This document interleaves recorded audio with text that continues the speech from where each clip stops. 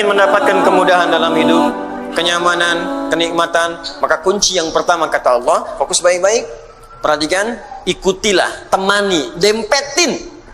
Ya, oleh kita sandingkan kehidupan kita itu dengan golongan-golongan yang paling utama. Wa hasuna ulaika rafiqa. Dan mereka itu sebaik-baiknya model kehidupan yang harus kita ikuti sampai dempet ikuti dengan dekat sekali pola kehidupan mereka. Siapa mereka ini? Mereka itu adalah orang-orang yang selalu taat kepada Allah dan Rasul. Taat. Makanya ayatnya dibuka dengan kalimat Quran surah keempat ayat 69, wa may yuti'illaha war rasul. Siapa yang mau menaati Allah dan Rasul, taati. Ikuti. Nah, model kehidupan yang taat kepada Allah itu disebutkan oleh Al-Quran ada 4 golongan utama. Satu, para nabi. Semua nabi. Lihat sini, fokus. Saya pernah jelaskan ini, ada al-anbiya, ada nabiyin, itu beda.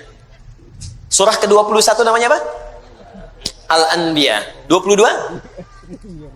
Al-hajj. 23? Gini lah, 114? Anas, Masya Allah. Gampang, cepet ya. 21 Al-Anbiya. Ya, Al-Anbiya. Awas, penting menghafal nama-nama surat Al-Quran untuk memudahkan hafalannya. Ya, kami buka karantina, alhamdulillah nih, golongan angkatan kedua itu ada yang hafal 15 hari 30 juz. Ya, saya bahagia sekali. Ada yang 15 hari, ada yang mungkin hari ini selesai itu. Hari ini selesai insya Allah. Ada yang 18 hari, ada targetnya 30 hari, ada 15 hari sudah selesai. Ya, dicintai, kenali ayat-ayatnya. Ya, bahkan sekarang orang-orang saja melamar sudah syaratnya Al-Quran tuh. Ya, kamu namanya siapa? Masya Allah, saya Anas Pak. Baca surat Anas, baca bagus. Ada siapa yang kedua? Saya Torik Pak. Baca surat At-Torik, baca bagus. Ada yang ketiga siapa? Udah pucat wajahnya. Masya Allah, saya Yusuf Pak. Yusuf. Wah, tapi memang nggak hilang akal. Cuman panggilan sehari-hari kulhu. Dari sini. Ada al-anbiya, anbiya. Ada nabiyin, an-nabiyin. Kalau anbiya, beberapa nabi. Karena itu di surah Al-Anbiya tidak dikisahkan semua nabi. Tapi kalau nabiyin, itu seluruh nabi. Dari Nabi Adam alaihissalam sampai Nabi Muhammad sallallahu alaihi wasallam. Jadi Allah akan memberikan pesan kepada kita, kalau hidup kita ingin tenang, ingin nyaman, ingin nikmat di rumah tangga, di pekerjaan, di kehidupan sosial, ikuti pola hidup para nabi. Makanya saat Anda sakit, ada contoh Nabi Ayub yang pernah sakit. Fokus. Ada yang pernah sakit. Ya Allah, saya sakit kepala, sakit di kaki, sakit di tangan, ya, sakit di kantong, ya, sakit macam-macam. Nah, begitu terkena penyakit fisik, Allah turunkan pola kehidupan Nabi yang pernah sakit. Ada yang ringan-ringan seperti Nabi Ibrahim sakit. Bagaimana menikmati penyakit itu? Ini yang paling indah. Sakit tapi menikmatinya gitu. Kan kebanyakan orang sakit itu menghadirkan keluhan kan? Makanya dokter bertanya ketika pasien datang, keluhannya apa Pak? Keluhannya apa Bu? Ini ada orang sakit mengeluh, tapi kalau Anda paham rumus ini, sakit tapi menikmati sakitnya. Pernah nggak ada orang terima sakit? Keluhannya apa? Oh nggak ada, nikmat semuanya. Terus ngapain Bapak kesini? Cuma buat kasih tahu aja. Orang semua sakit itu ditanya keluhan, yang ini tidak menikmati sakitnya. Nabi Ibrahim sakit. Ketika sakit, Quran surah ke-26 ayat 80. Wa idza maridtu fahuwa yashfin. Kalau saya sakit pasti Allah sembuhkan. Enggak ada keluhan. Allah, Engkau yang memberi saya makan, Engkau yang memberi saya minuman, Engkau yang menghidupkan saya, Engkau yang mewafatkan saya. Seperti Engkau menyehatkan saya dengan makanan dan minuman, saya sakit pun pasti Engkau sembuhkan. Enggak ada keluhan yang keluhan. Yang dahsyat Nabi Ayub. Ketika Anda berkata itu kan penyakit biasa Ustaz, tapi saya ini kena jantung. Tapi kan masih hidup Bu. Kematian itu tidak ada hubungan dengan jantung. Kematian itu dengan ajal. Ada orang nggak sakit jantung pun kalau sudah tiba waktunya meninggal juga. Gitu. Tapi kan ginjal saya tidak berfungsi, tapi kan mata ibu berfungsi. Ya. Tapi kan telinga bapak berfungsi. Lisan kita berfungsi.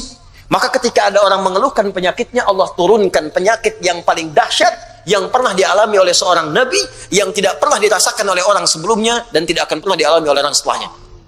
Supaya nggak ada yang mengeluh lagi. Ketika mengeluh, Allah kemudian balikan. Ini aja nabi saya uji, dia nggak mengeluh. Kamu bukan nabi, kenapa mengeluh? Tapi kan dia nabi, ya Allah. Diturunkan ayatnya. Kalau ada orang yang bukan nabi pun mengikuti amalannya, maka saya akan berikan kenikmatan yang sama seperti dia mengalaminya. Maka turunlah Quran surah ke-21 ayat 83 sampai 84 itu. Wa ayyuba idznada rabbahu anni massani yadurru wa anta arhamur rahimin. Kata Allah, hei, saya akan buka kisah Ayyub alaihissalam supaya kalian belajar.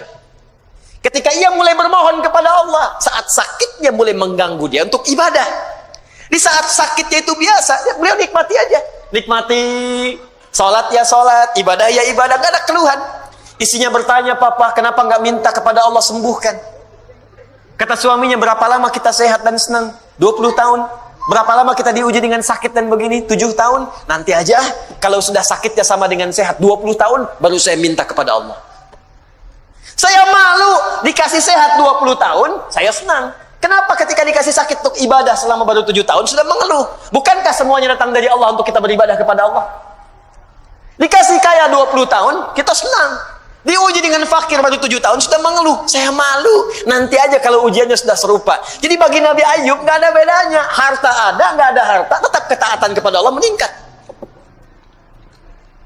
Sakit dan sehat nggak ada bedanya bagi beliau. Sehat ujian untuk beramal sempurna, sakit untuk banyak istighfar. Bukankah ketika sakit ada peluang dosa kita diampuni? Tuh. Dikala cara berpikir kita seperti Ayyub alaihissalam, diajarkan ini zikirnya. Apa jawabannya? Fastajabna. Fakashafna ma bihi min dhurrin wa atainahu ahlahu wa mithlahum ma'hum rahmatan min indina. Belum selesai sampai sini. Wa dzikra lil 'abidin. Ketika Nabi Ayyub alaihissalam bersabar dengan penyakitnya, beliau menikmatinya, dan ketika mulai mengganggu penyakitnya untuk ibadah, baru bermohon kepada Allah, ya Allah, penyakit ini sudah menghambat saya untuk ibadah. Jadi minta sembuh itu bukan sekedar minta sehat, supaya ibadahnya nggak keganggu. Jadi ketika sakit biasa saja, ketika ibadah terganggu baru minta sembuh. Tuh. Ya Allah, kaki saya sakit. Jangankan kamu, banyak yang sakit kaki. Ya Allah, sakit di kaki ini sudah mulai mengganggu saya untuk bisa ke masjid berjamaah. Begitu caranya. Ya Allah, kepala saya sakit. Banyak yang sakit kepala. Ya Allah, penyakit di kepala ini sudah mulai mengganggu saya untuk khusyuk berzikir kepadamu. Gitu caranya. Jadi begitu Anda menikmati itu untuk kepentingan ibadah, ditutup dengan kalimat wa dzikra lil 'abidin. Ini aku ingatkan untuk hamba-hambaku yang lain selain Ayub. Jika kalian mengalami hal yang serupa, amalkan amalan seperti Ayub merasakannya. Nabi, Anda berdagang, Anda bisnis, Anda bekerja, Anda berdakwah, Anda mengajar. Apa Anda kira akan mudah menyampaikan semua itu? Belum tentu. Kadang-kadang ada saingan. Anda yang ikut tender, mereka yang menang, padahal nggak ikutan sama sekali. Ada yang kemudian berusaha menyingkirkan, menyungkurkan.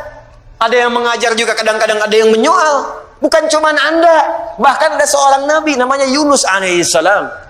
Berdakwah, bekerja dengan baik, disoal oleh orang sampai diusir dari kampung. Masuk kemudian ke perahu, dilempar, ditelan ikan paus. Anda bayangkan, Anda masih hidup sampai sekarang, beliau di dalam perut ikan paus. Tapi kau masih bisa nikmat aja, zikir. Idznada fi dhulumati, ya. Baca ayatnya wa dhannuni. Baca ayatnya 86 sampai 87-nya. Wa dhannuni idh dhahaba mughadiba, ya. Wa dhanna an lan naqdir alayhi. Fanada fi dhulumati alla ilaha illa anta subhanaka inni kuntu minadh dhalimin. Tadinya gelisah. Enggak enak tuh. Ditelan dalam perut ikan paus. Kira-kira tuh di dalam perut ikan paus itu, maaf ya, terang atau gelap? Udah pernah masuk? Hah? Pengap atau nyaman? Ya, kita kebayang aja pasti pengap, sempit pengap. Dalam perut ikan yang sangat besar itu sempit pengap, tapi masih bisa berzikir kepada Allah. alla ilaha illa anta subhanaka inni kuntu minadh zalimin, alla ilaha illa anta subhanaka inni kuntu minadh zalimin, la ilaha illa anta subhanaka inni kuntu minadh zalimin. Allahu akbar.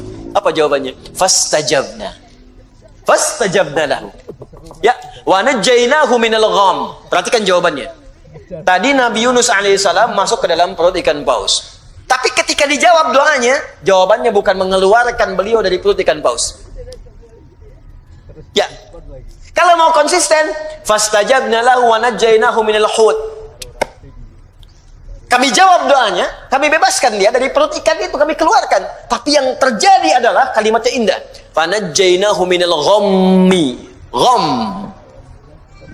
Apa itu gham? Gham itu awan gelap yang menaungi. Gelap. Tiba-tiba gelap. Bahasa Spanyolnya puek. Udah siang, masih siang, udah gelap. Gelap. Fokus. Jadi ada ghamam, ada gham, itu beda. Kalau ghamam itu awan teduh yang menaungi. Ghamam. Al-Baqarah ayat 57. Wa dhallalna 'alaikumul ghamama wa anzalna 'alaikumul manna wassalwa. Paling kiri sebelah bawah. Ayo, mana Qurannya? Dia ada ghamam, ada gham. Kalau gham itu awan gelap yang menaungi. Maksudnya ini bahasanya tinggi, bukan awannya. Tapi suasana gelap yang mencekam. Kadang kalau orang sedang melihat awan gelap, siang-siang gelap, perasaannya bagaimana? Gak enak ya? Gak enak, jalan gak enak, perasaan gak enak. Yang dimaksudkan di sini bahasa kiasan. Ada orang yang mengalami situasi yang gelap, bikin sesak, seperti Nabi Yunus berada di perut ikan paus. Suasana gelap, bikin sesak. Mungkin tidak harus masuk ke perut ikan. Anda ikut pekerjaan, tiba-tiba dijaili oleh orang, Anda yang difitnah, bukankah gelap?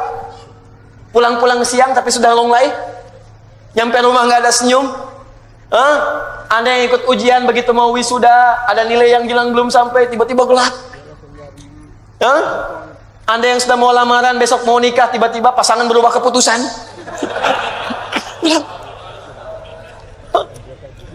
Seketika kan gelap, ya Allah. Padahal situasi siang. Ya Allah, aku seperti tersambar halilintar. Padahal halilintar gak ada. Ya. Makanya kalimat Qur'annya indah. Allah tidak mengatakan perut ikan pausnya. Allah ingin mengatakan, akan ada orang-orang hambaku, mungkin selain Yunus, yang mengalami situasi serupa dengan Yunus. Pekat, gelap, capek, lemah, ya Allah. Walaupun tidak harus masuk ke perut ikan. Karena pekerjaan, karena di rumah tangga, karena di kampus, karena di kehidupan. Tapi Anda amalkan seperti Yunus, dalam suasana di perut ikan pun masih nikmat. La ilaha illa anta subhanaka inni kuntu minadh zalimin. Perhatikan, begitu Anda mengamalkan zikir yang sama dan menikmatinya, wa kadzalika nunjil mu'minin. Belum selesai. Fanajjaynahu minal gham, kami selamatkan Yunus alaihissalam dari gham, perut ikan. Wa kadzalika nunjil mu'minin. Kalau ada orang-orang beriman setelahnya mengalami situasi yang serupa, bahkan masuk ke perut ikan pun dia berpikir, saya selamatkan kata Allah. Atau bukan perut ikan, perut rentenir, kredit yang belum lunas, riba yang belum tuntas, lilitan utang, ya, kehidupan rumah tangga, masalah sosial, minta la ilaha illa anta subhanaka inni kuntu minadh zalimin. Uang belanja belum kunjung datang, la ilaha illa anta subhanaka inni kuntu minadh zalimin.